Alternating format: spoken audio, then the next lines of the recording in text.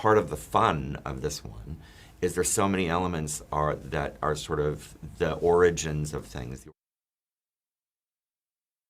With this being a prequel, do you kind of say if there's a potential audience member who's not seen any of the previous films, do you think there's a preferable order to watch? Do you think you should watch this film first and then the original films first, and then go back to watch the prequel, or do you think it can work either way?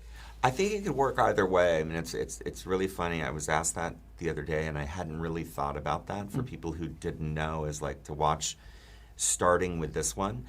I will say, I think part of what's fun of this, like if you hadn't seen any of the movies or read any of the other books, like you can watch this story and I think find it engaging and find it fulfilling as a standalone movie. I think if you've seen the other movies and you go, part of the fun of this one is there's so many elements that are sort of the origins of things, the origins of characters, the origins of character dynamics, the origins of songs we know from the other one, you know. A lot of little Easter eggs that sort of connective pieces of like behavior and details and things like that. So I would say, going back to your question, it might actually be better to watch this one after, if you've never seen them, because I think you'll just have this other level of enjoyment of feeling the origins of things.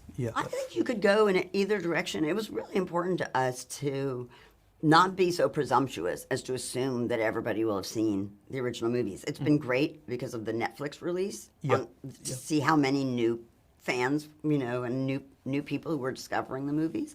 But we want this movie to work if you knew nothing about the books or the movies, but, you know, that it was worthy of a trip to the cinema and as a communal experience that you share with strangers in the dark, no matter what your relationship to the text is.